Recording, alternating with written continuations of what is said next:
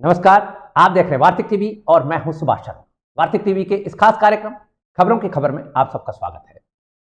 आज ये प्रोग्राम सियासी चाल भूचाल की जगह हम आपके समक्ष लेकर आ रहे हैं और इसका कारण बना है सियासी चाल भूचाल के जो हमारे गेस्ट होते हैं वो अब सक्रिय राजनीति में आ गए हैं। चंद्राजी सिंह भी अब शिवसेना के राजस्थान के प्रभारी बनाए गए हैं। उनको राजस्थान का प्रभारी नियुक्त किया गया है। एकनाथ शिंदे के निर्देशानुसार उनकी पार्टी के जो कमांड के हैं लोग, उन्होंने राजस्थान का उनको प्रभारी बनाया है। इसलिए सियासी चाल भूचाल में अब Chandraraj Singh ji as a commentator हम जिस तरह से लेकर आते रहे हैं उसकी जगह अब खबरों की खबर में उनका आपके समक्ष हम जानेंगे उनसे कि शिवसेना में उनकी नियुक्ति के क्या मायने हैं, किस तरह से उनकी रणनीति है, क्या आगे वो देख रहे हैं। तो खबरों की खबर में उनके साथ अब नियमित वास्ता बना रहेगा और सियासी चाल भूचाल का जो प्रोग्राम रहेगा उसमें हम उसी तरह से तटस्थ और निष्पक्ष जो पॉलिटिकल कमेंटेटर हैं उनके साथ बात किया करेंगे।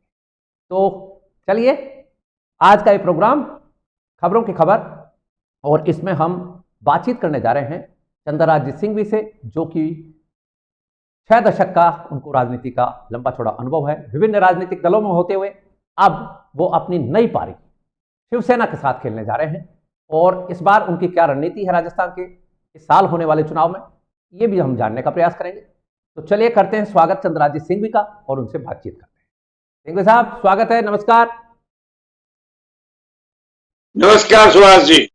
जी, तो आपको सबसे पहले तो मैं क्या बधाई दूं, कॉन्ग्रेचुलेशंस कि आपको एक नया पदभार मिला है और साथ ही मिला है जी। तो आपको शिवसेना का राजस्थान का प्रभारी बनाया गया है। पहले तो सबसे पहले दर्शकों के सामने ये आप थोड़ा बताइए कि कौन सी वाली शिवसेना है। 2 शिवसेना है इस वक्त। एकनाथ शिंदे वाली शिवसेना। मैं एकनाथ, अब शिवसेना ही एक ही, दूसरी शिवसेना नहीं है। सुप्रीम कोर्ट ने शिवसेना के सिंबल सब एकनाथ शिंदे की शिवसेना को दिया है। उन्होंने मुझे स्वयं ने बुलाकर राजस्थान स्टेट का प्रभारी बनाया। ठीक बात है। तो आपकी पार्टी की क्या तैयारी है आगामी विधानसभा चुनाव को लेकर? इसमें खास तौर पर जो सवाल है हमारा वो ये है कि क्या शिवसेना, चूंकि एनडीए का घटक दल है, भारतीय जनता पार्टी के साथ है, तो राजस्थान के इस चुनाव में शिवसेना किस तरह की रणनीति में आ रही है? क्या घटक दल की तरह से कुछ चुनिंदा सीटों पर चुनाव होगा, लड़ा जाएगा, या कि पैन राजस्थान में आप तैयारी कर रहे हैं? देखिए, पहली तैयारी तो हमारी ये है कि हमारा पहला घर महाराष्ट्र है और दूसरा घर राजस्थान को बना देंगे। शिवसेना को गांव गांव, शहर शहर, तहसील तहसील हम पहुंचा देंगे। इसके बाद चुनाव की बात आती है। अब रहा सवाल, आपने कौन सी शिवसेना तो बता दिया। अब शिवसेना एक ही है, वो शिवसेना। और हमारी शिवसेना का महाराष्ट्र के अंदर भाजपा से गठबंधन है। हमारा व्यक्ति वहां मुख्यमंत्री है और भाजपा का पहले जो मुख्यमंत्री था वो हमारा उप मुख्यमंत्री है। हमारा संबंध वहां है और इसके बाद अमित शाह ने कहा है कि हम एकनाथ जी शिंदे के साथ चुनाव लड़ेंगे। इसके लिए वो धन्यवाद के पात्र है। तो राजस्थान में क्या आपकी पार्टी जो है वो 200 सीटों पर चुनाव लड़ने की तैयारी कर रही है, या कि कुछ चुनिंदा सीटें जो बंटवारे में आएंगी वो उसके ऊपर तैयारी है? सुभाष जी, युद्ध में जाता है तो पूरे युद्ध जीतने की तैयारी करके जाता है। वो कितने मोर्चे पर जीतता है और कितने मोर्चे पर लड़ता है ये वहां जाके देखा जाएगा। हमारी तैयारी है, पूरी ताकत से हम तैयार हैं। और आप अच्छी तरह जानते हो कि सशक्त उम्मीदवारों की मेरे पास कोई कमी नहीं है। जब मैं इस पार्टी में नहीं था तभी मैंने आपके टीवी चैनल पर कहा था कि हमारे पास 60-70 बहुत मजबूत उम्मीदवार है। बस उनके दिल और हृदय में शिवसेना को उतार दूं, फिर हमारी कोई तैयारी में कमी नहीं है। और हम लड़ेंगे, पूरी ताकत से लड़ेंगे, कोशिश करेंगे 200 पर लड़े। लेकिन मैं एक बात कहता हूं, हम भी एनडीए के घटक है, भाजपा भी एनडीए की घटक है और वो जनन जनता पार्टी है वो भी एनडीए की घटक है। जब सारा विपक्ष एक होने की बात करता है, कवायद करता है, हम कोशिश करेंगे हम एनडीए के सारे घटक एक होकर रहें, एक होकर लड़ें और कांग्रेस और जो अपीजमेंटवादी पार्टियां हैं उनको परास्त करें। जी, तो एक और आपकी पार्टी से संबंधित जो सवाल है वो ये है कि आपका चुनाव चिन्ह क्या रहेगा? क्या शिवसेना महाराष्ट्र का चुनाव चिन्ह ही यहां आप काम में ले पाएंगे या कि नया चुनाव चिन्ह होगा? हम लड़ेंगे ताकत से।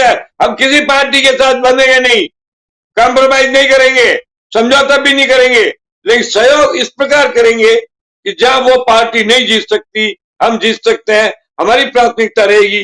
जहां हम नहीं जीत सकते हैं वो जीत सकते हैं, उनकी प्राथमिकता रहेगी। दोनों के निशाने पर तो यहां राजस्थान में कांग्रेस ही रहेगी। कांग्रेस हमारे दोनों के निशानों पर है। उनके निशाने पर कमल का फूल है और हमारे निशाने पर हमारा तीर कमान है। हमारी लड़ाई वाजिब है, हमारी लड़ाई तगड़ी है, हम जीतेंगे और यहाँ पर एनडीए की सरकार बनाएंगे। हम कोशिश करेंगे कि एनडीए सरकार के हम भागीदार बने, नहीं बने तो भी कोई बात नहीं है, पर हम इस बात का श्रेय लेना चाहेंगे कि राजस्थान से कांग्रेस की विदाई करने के लिए, अशोक गहलोत की इस भ्रष्टतम सरकार को हटाने के लिए हमने बहुत कुछ किया, बड़ा योगदान दिया। हमें इसके लिए प्रमाण पत्र की जरूरत नहीं है, हमें भाजपा का कोई सर्टिफिकेट नहीं चाहिए। हम भाजपा के मोहताज नहीं है, हम भाजपा के साथ भी नहीं है, लेकिन उद्देश्य, विचार, भारतीयता, राष्ट्रवाद, हिंदुत्व और देशभक्ति के संघर्ष में हम और भाजपा एक तीर पर चले, एक निशाने पर चल रहे हैं, एक मंजिल पर चल रहे हैं, एक निशाने पर, एक ठिकाने पर चल रहे हैं। इतना सहयोग तो दुनिया में दुनिया जानती है, हमारे करने की जरूरत नहीं है। बाला साहब ठाकरे सबसे बड़े हिंदू सम्राट थे और उसके बाद में उनकी मित्रता अटल बिहारी से बात हुई, हमने मिलकर संयुक्त सरकार बनाई, तब भी यही बात थी, यही हुआ था। शिवसेना भाजपा के विचारों के साथ और भाजपा शिवसेना के विचारों के साथ आज तक रही है। इसलिए हमारा दृष्टिकोण, हमारा लक्ष्य, हमारा उद्देश्य और हमारी भावना एक है। हम देशभक्ति, राष्ट्रभक्ति, सनातन, हिंदुत्व और मंदिर, देवी देवता सब में हम दोनों विश्वास करते हैं, इसलिए इतनी एकता तो रहेगी ना। राइट, तो आपने क्लियर किया है कि चुनाव चिन्ह आपका वही तीर कमान रहेगा।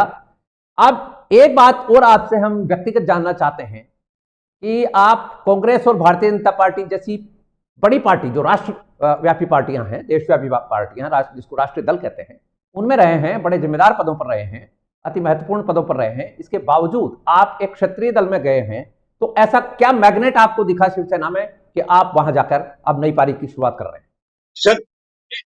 को आप क्षत्रिय दल कहते हो? ये राष्ट्र भावना का राष्ट्रीय दल है, ये देशभक्ति का राष्ट्रीय दल है, ये हिंदुस्तान की शक्ति को बढ़ाने वाला राष्ट्रीय दल है, ये अपीसमेंट की पॉलिसी को लड़ने वाला राष्ट्रीय दल है। ये वो दल है जो हिंदुत्व और देशभक्ति को बढ़ा सकता है, आज तक बढ़ाता आया है। जब बंबई के अंदर मोरारजी के राज में 350 व्यक्ति गाड़ियों से कुचल दिए गए थे, तब से बाला साहब ठाकरे की टीम उत्पन्न हुई, क्रोध में उत्पन्न हुई, और जिस प्रकार से वीरभद्र ने अपने ताकत से क्षति का बदला लिया था, इसी प्रकार हिंदुत्व के विरोधियों को अच्छी तरह सबक सिखाने के अंदर ये पार्टी है। आप कहते हो क्षेत्रीय पार्टी, बताइए हिंदुस्तान के किस क्षेत्र में कौन सा व्यक्ति हिंदुत्व को नहीं मानता? बताइए कौन सा क्षेत्र नहीं मानता कि राष्ट्र सबसे सर्वोपरि है? किस क्षेत्र में कौन नहीं मानता कि विश्व की ताकत बनना चाहिए? आज नरेंद्र मोदी देश की ताकत बने, विश्व की शक्ति बने, भारत का स्वाभिमान बढ़ाया, इसलिए एकनाथ शिंदे ने नरेंद्र मोदी का हाथ थामा और नरेंद्र मोदी ने अपने पूर्व मुख्यमंत्री को उप मुख्यमंत्री बनाने, उन्हें महाराष्ट्र का मुख्यमंत्री बना दिया। क्या हमारी एकता नहीं है? ये परिपक्वता नहीं है? हमारा नारा यही है, मोदी शिंदे जिंदाबाद, शिंदे मोदी जिंदाबाद, और इस नारे से लड़ेंगे। और आप देख लेना, राजस्थान से जब ये कांग्रेस जाएगी तो इसके नेता अशोक जी गीत गाते जाएंगे, बड़े बेआबरू होकर तेरे कूचे से हम निकले। अगर आपको गीत की आवाज सुनाई दे तो मेरा आज का इंटरव्यू आप याद कर लें। राइट, तो वैसे यदि देखें हम, तो कांग्रेस की जो जनकल्याणकारी योजनाएं हैं गहलोत सरकार की राजस्थान में, इनको लेकर कांग्रेस बड़ी उत्साहित है और अशोक गहलोत जो हैं वो भी उत्साहित हैं और उनको लगता है कि सरकार उनकी रिपीट होने जा रही है। ऐसी स्थिति में आप क्या कर पाएंगे? क्या उम्मीदें हैं आपकी राजस्थान से? कहां रिपीट हो रही है? कांग्रेस की अशोक गहलोत के नेतृत्व में जो लड़ाई हुई तो 26 सीट नहीं आएगी। रिपीट करे, क्या रिपीट करे? 2013 को रिपीट करे, 21 सीट आई थी, वो रिपीट होगा। 2018 तो हमारी मेहरबानी से सरकार बनी, हमारी और अहमद पटेल की दोस्ती से सरकार बनी थी। इनका कोई रिपीट नहीं होगा, ये बीट होंगे, रिपीट नहीं होंगे। काहे की रिपीट होगी? मैं आपको एक एक संवाद के तरह आपको बता चुका हूं पहले कि इनका नामो निशान नहीं है। पहली बार मैंने आपको दौसा से लेके भरतपुर तक का बताया था, आज मैं बताता हूं, पाली, जालोर, सिरोही, बाड़मेर में 3 सीट आएगी, 2 सचिन पायलट की, एक गहलोत की। अब आप बताओ कहा क्या रिपीट, किसको रिपीट करोगे आप? आपके पास जात नहीं नहीं, तो यदि पूजन नहीं, ब्राह्मण नहीं, बनिया नहीं, ठाकुर नहीं, रिपीट कर देंगे? क्या रिपीट करोगे आप? क्या रिपीट करने के लिए? रिपीट का तो नहीं, प्रश्न ही नहीं। इज्जत बचाओ, 25 से ज्यादा ले आओगे, माला पहनाऊंगा मैं आके आप। नहीं, लेकिन यदि ये दोनों जो गुट हैं, अशोक गहलोत गुट और सचिन पायलट गुट, यदि ये दोनों साथ मिलकर लड़ते हैं तो फिर आप क्या स्थिति देख रहे हैं उसमें? देखिए, मैं मानता था कि सचिन की बैंक में बहुत बैलेंस है, उसको तो दिवालिया कर दिया अशोक गहलोत ने निकम्मा और नकारा कह के, और गहलोत की दुकान में सामान मानता ही नहीं था मैं। तो दो दिवालिया कंपनी अब बन गई, एक तो दिवालिया खुद ही है और दूसरे को एक ने दूसरे को बना दिया है। दो दिवालिया कंपनी मिलकर क्या एक मालदार बड़ी कंपनी बन जाती है? क्या एक पॉजिटिव कॉर्पोरेट बन जाता है? कुछ नहीं है। हाँ, अगर सचिन अलग से लड़ता है, अपनी ताकत पर लड़ता है, तो वो 20-25 सीट लाता है। गहलोत के नेतृत्व में पूरी कांग्रेस लड़ती है तो 20 सीट लाता है। दोनों मिलकर लड़ते हैं तो 45 से, पर लड़ने का सवाल ही नहीं है। मैंने कल आपके ट्वीट किया था कि दो दिल जले कभी नहीं होते हैं दिल मिले। ये दो दिल जले कैसे मिल सकते हैं? और हमारी लड़ाई तो दोनों से लड़ने की है। हम तो एनडीए को एक करना चाहते हैं और टोटल ताकत के साथ में कांग्रेस को डिफीट करना चाहते हैं। जी, तो आपने सुना, ये हैं चंद्रराजजीत सिंह भी, राजस्थान के शिवसेना के नवनियुक्त प्रभारी हैं।